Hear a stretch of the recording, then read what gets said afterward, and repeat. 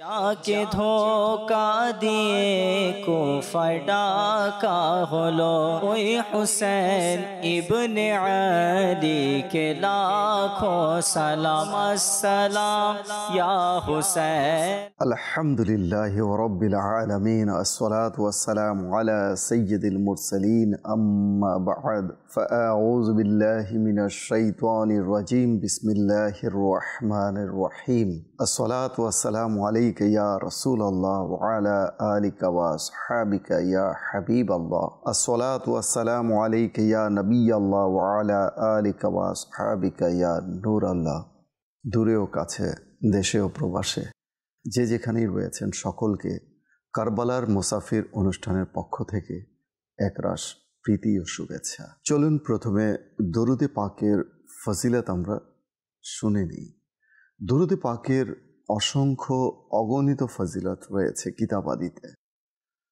তন্মধ্যে একটি ফজিলত মুসনাদুল ফিরদৌস কিতাবের মধ্যে বর্ণিত রয়েছে যে আল্লাহর প্রিয় নবী, আখিরি জমানার নবী, রসুল আরবি হুজুর পুরনূর সাল্লাল্লাহু তাআলা আলাইহি ওয়া আলিহি ওয়াসাল্লাম ইরশাদ করেছেন। কি ইরশাদ করেছেন? হে লোকেরা, নিঃসন্দেহে কিয়ামতের দিনের ভয়াবহতা ও হিসাব নিকাশ থেকে দ্রুত মুক্তিপ্রাপ্ত ব্যক্তি সেই হবে যে দুনিয়ায় তোমাদের মধ্যে আমার প্রতি অধিক হারে দরুদ শরীফ পাঠ করেছে।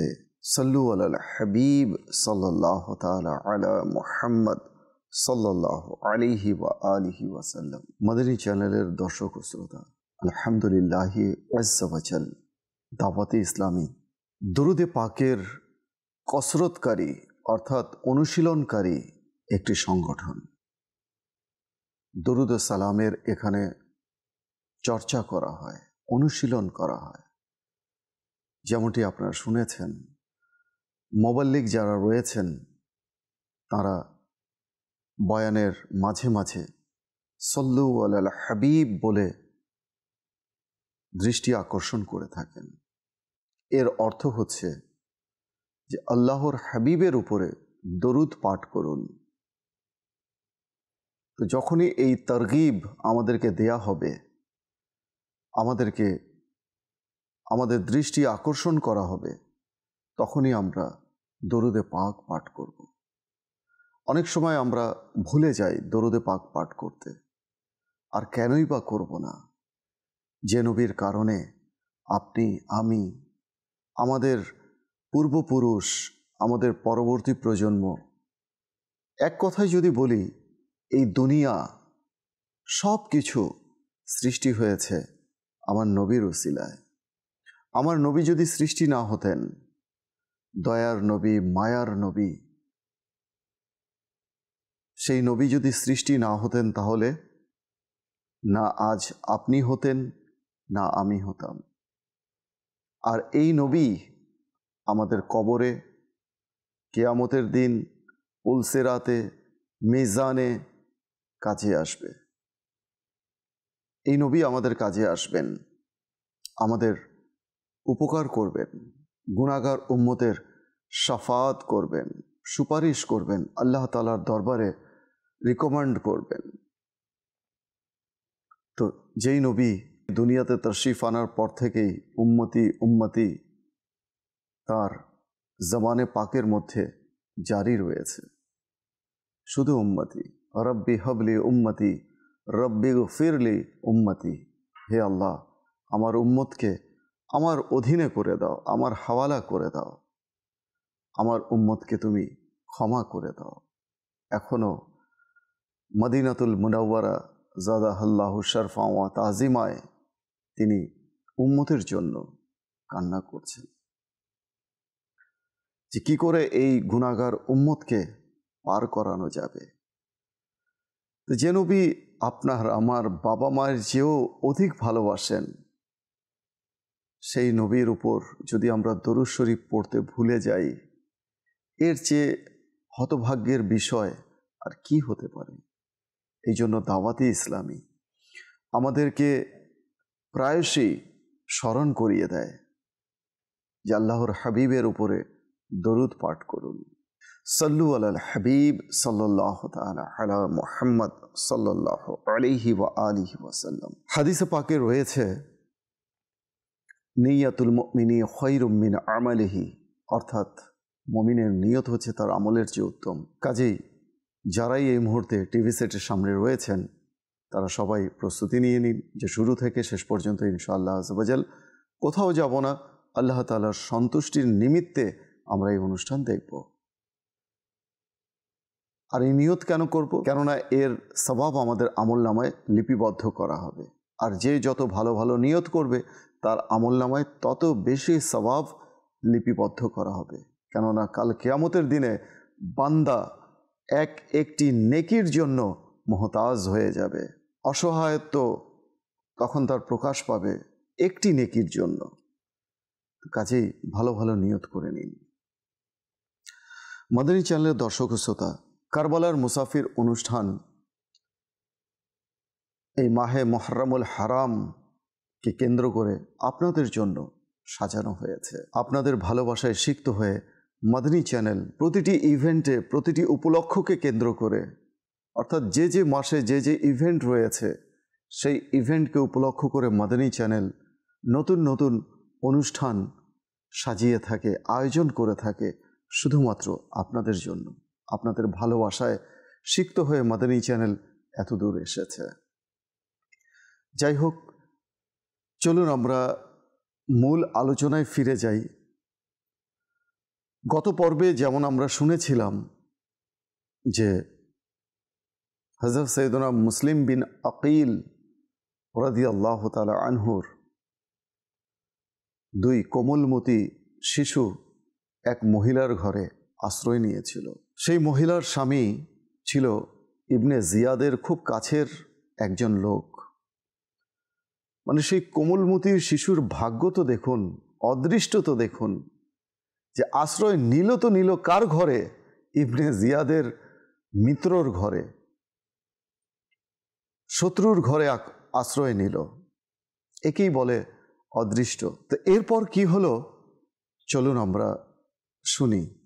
রাতে যখন কোমলমতি সেই দুই সহোদর পাশের কক্ষে ঘুমাচ্ছিল, মাঝরাতে এক দুঃস্বপ্ন দেখে এক ভাইয়ের ঘুম ভেঙে গেল।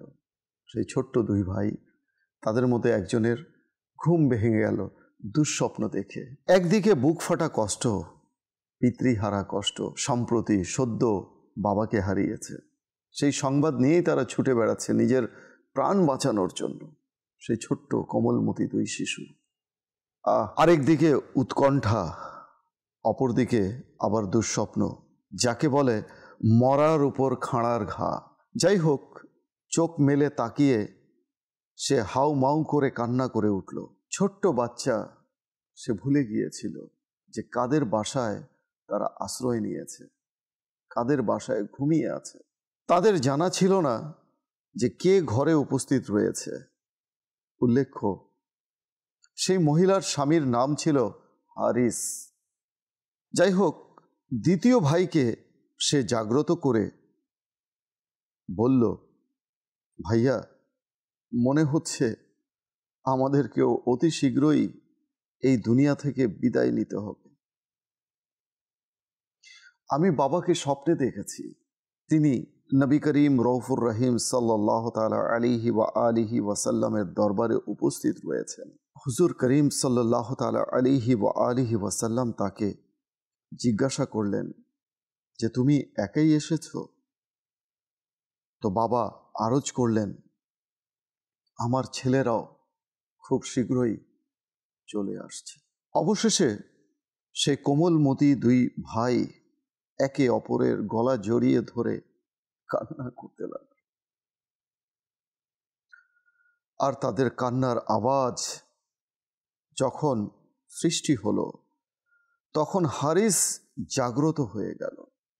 জাগ্রত হয়ে জিজ্ঞাসা করলো, এখানে কারা কান্না করছে, কার বাচ্চা এরা? অবশেষে সে জেনে গেল, তার সামনে পুরো ঘটনাই প্রকাশিত হয়ে গেল। যাদেরকে ধরিয়ে দেওয়ার জন্য সে বিভিন্ন স্থানে হন্যে হয়ে খুঁজেছে, তারা কিনা তারই ঘরে এসে ধরা দিল। সেই হতভাগা হারিস তার গোলামকে পাঠালো তাদেরকে নিয়ে গিয়ে ফোরাত নদীর তীরে হত্যা করতে। গোলাম নিয়ে তো গেল, কিন্তু সে হত্যা করতে পারল না। সে তার ছেলেকে দিয়ে পাঠালো, সেও হত্যা করতে পারল না। কিভাবে হত্যা করবে? নবী বংশের আওলাদ, যার মধ্যে বিন্দু মাত্র ঈমান আছে, সে তো কখনোই এত বড় বিশ্বাসঘাতকতা করতে পারে না, এত বড় বেঈমানি করতে পারে না নবী বংশের সাথে। অবশেষে হারিস নিজেই গেল। তার স্ত্রী তাকে বাধা দিতে গিয়ে আহত হলো। সেও বাঁচানোর অনেক চেষ্টা করল। হারিস জীবিত অবস্থায় তাদের ইবনে জিয়াদের মহলে এই জন্য নিয়ে গেল না যে তার ভয় ছিল বাচ্চাদের যখন নিয়ে যাবে তারা যদি শহরে চিৎকার করে আর লোকেরা জমায়েত হয়ে যায় আর তারা যদি তার হাতছাড়া হয়ে যায়।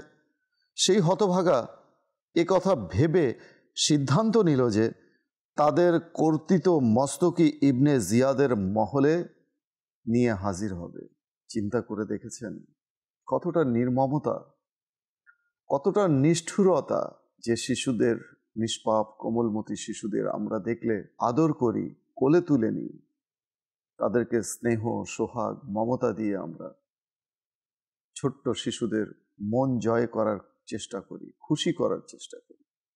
আর সেখানে এই হারিস নর পশু পাপিষ্ঠ হারিস সে কি করল? চলুন এর পরবর্তী ঘটনা আমরা শুনি। সেই হতভাগা পাপিষ্ঠ ঠিকই তাই করল। অসহায় নিরপরাধ দুই শিশুর মস্তক তাদের দেহ থেকে বিচ্ছিন্ন করে একটি থলেতে পুরে ইবনে জিয়াদের মহলে নিয়ে গেল। আর এভাবেই সেই কোমলমতি অসহায় দুই ভাই শাহাদাতের সুধা পান করে চিরস্থায়ী জান্নাতে পৌঁছে গেল। ইন্না লিল্লাহি ওয়া ইন্না ইলাইহি রাজিউন।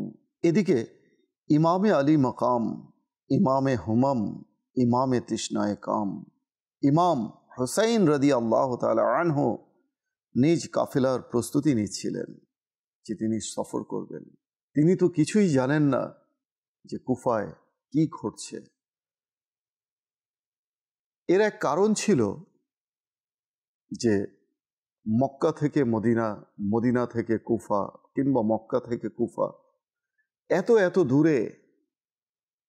তখন তো বার্তা বাহকের মাধ্যমে উটের পিঠে করে কিংবা ঘোড়ায় চড়ে বার্তা পৌঁছানো হতো। আর সেই বার্তা পৌঁছতে পৌঁছতে কখনো 15 দিন, কখনো 10 দিন, কখনো এক সপ্তাহ, কখনো বা এক মাস লেগে যেত। এত এত দূরত্বে ছিল। তো যাই হোক, তিনি কাফেলার প্রস্তুতি নিচ্ছিলেন। আর কতিপয় কিতাবে বর্ণনা করা হয়েছে 8ই জিলহজ তিনি রাদিয়াল্লাহু তাআলা আনহু মক্কা মুকাররমায় ছিলেন। সেখান থেকে তিনি রাদিয়াল্লাহু তাআলা আনহু সফর শুরু করলেন।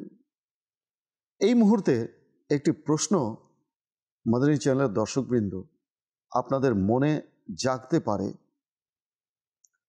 যে 9ই জিলহজ তো হজের সময়, তাহলে তিনি 8ই জিলহজ কেন সফর করলেন?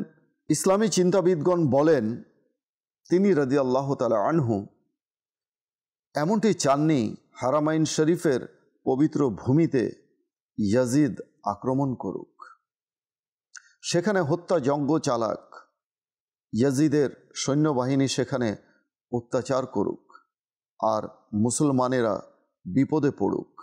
সর্বোপরি মক্কা ও মদিনা শরীফের সম্মান ও মর্যাদা ম্লান হোক, তা তিনি চাননি। কেননা তিনি জানতেন ইয়াজিদের চরিত্র সম্পর্কে, কেননা ইতোমধ্যেই তা আরব বিশ্বে জানাজানি হয়ে গিয়েছিল। হযরত সৈয়দুনা আমিরে মুআবিয়া রাদিয়াল্লাহু তাআলা আনহুর ওয়াফাত লাভের পর যখন ইয়াজিদ মাসনদে বসল তখন তার চরিত্রের বিভিন্ন খারাপ দিকগুলো প্রকাশ পেতে রইল।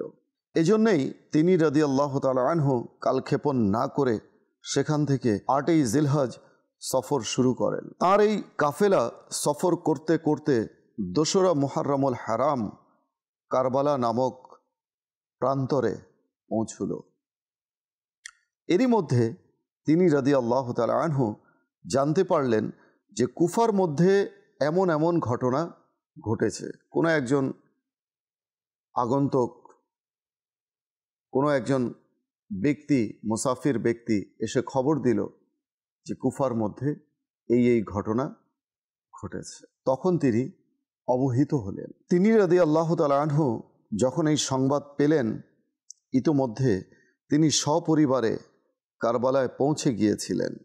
মূলত ইমাম হোসেন রাদিয়াল্লাহু তাআলা আনহুর এই সফর যে ছিল তা কারো সাথে যুদ্ধে জড়ানোর জন্য নয়, আর না তার সফর সঙ্গীদের এ ধরনের কোনো ইচ্ছা ছিল, বরং তারা সপরিবারে কুফায় এসেছিলেন কুফাবাসীর অনুরোধের পর অনুরোধের কারণে। তিনি রাদিয়াল্লাহু তাআলা আনহু নিজ ইচ্ছায় সপরিবারে সেখানে যাননি, বরং কুফাবাসীর লোকেরা অনেক অনুনয় বিনয় করে 150 মতান্তরে 1200 চিঠি পাঠিয়েছিল ইমাম হোসেন রাদিয়াল্লাহু তাআলা আনহুকে সেখানে তশরিফ নিয়ে যাওয়ার জন্য। কতিপয় জলিলুল কদর সাহাবী হযরত সৈয়দনা ইবনে আব্বাস রাদিয়াল্লাহু তাআলা আনহুমা, হযরত সৈয়দনা ইবনে উমর রাদিয়াল্লাহু তাআলা আনহুমা ও তাবিঈনগণ তাকে পরামর্শ দিয়েছিলেন যে আপনি সেখানে তশরিফ নিয়ে যাবেন না। কুফাবাসীদের বিশ্বাসঘাতকতার কথা কে না জানে। আপনি সেখানে গেলে হয়তো বিপদের সম্মুখীন হতে পারেন। সেখানকার লোকদের কোনো ভরসা নেই। আর সেখানে যে সৈন্যবাহিনী আসার কথা ইবনে জিয়াদ বলেছিল, সেই সৈন্যবাহিনী সামদেশ থেকে চলে এলো। তার সেনাপ্রধান ছিলেন হুর বিন ইয়াজিদ। তিনি কারবালার স্থানে কুফা থেকে অনেক দূরে ছিলেন।